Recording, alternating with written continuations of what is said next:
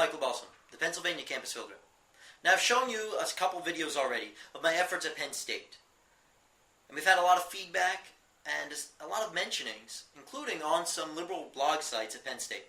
Now I'd like to address some of these blog sites and correct the inconsistencies and the blatant lies that are on their blog site. I know it's tough for liberal media to actually go out and do some research, but I'd like to address some of these. CampusReform.org comes to town is the name of the blog. Some guy named Michael Balsam put up a table in tent the other day in front of the hub and videotaped his efforts to sign up students for a firearms club. His show was shut down by campus authorities, which of course he videotaped. That is incorrect.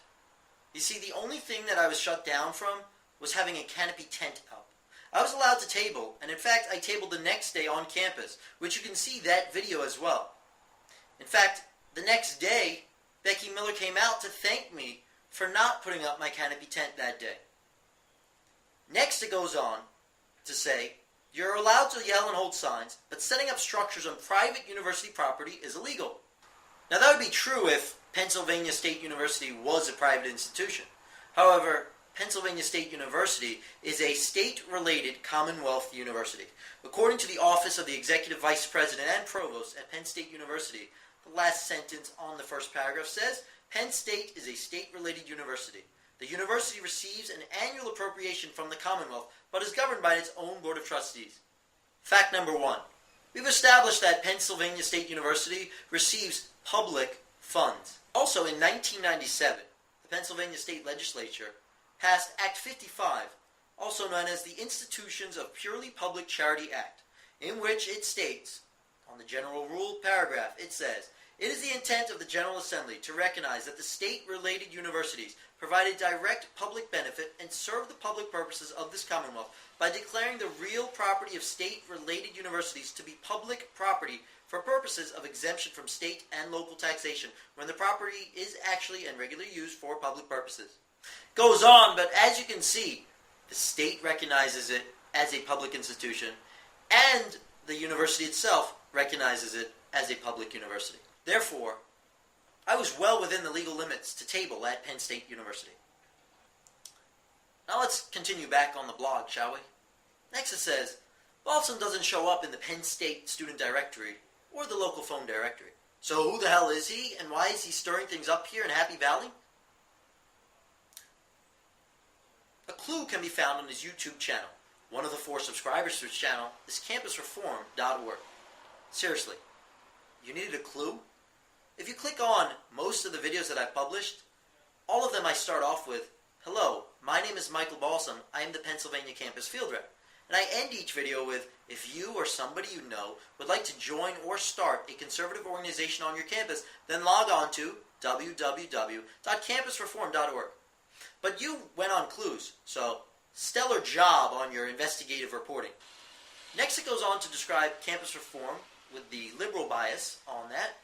And a few paragraphs down it says, Balsam, the non-Penn Stater, has an account at campusreform.org under the Penn State main campus page, but he isn't just some dumb-witted schmuck inspired by the teabaggers that happen to sign up. Balsam is a Leadership Institute field representative, also known as an outside agitator.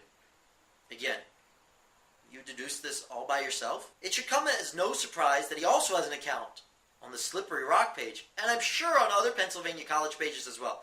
I'm not going to waste my time digging down that hole. Well, you're right. I do an account on other schools, because I also visit other universities. Kudos to you. Now I'll scroll down to the bottom, the last 2 paragraphs. The bottom line is that CampusReform.org is a new organization, but has a deep-pocketed, well-connected, smooth patron in Morden Blackwell. While it has a superficial resemblance to a clownish David Horowitz operation, Blackwell's track record suggests that CampusReform.org has the potential to be far more dangerous. We on the left should be prepared to go head-to-head with CampusReform.org before it grows too strong. Finally, the last sentence, you actually have something that's accurate. You see, the conservative students on your campus will make sure that their voice is heard. Field reps like myself, who are spread out across this entire country, will make sure that we give students the tools and the resources necessary to fight the leftist abuses on their college campuses. Now the second blog is somewhere in State College there's a retired prof sitting in front of his computer screen. muttering.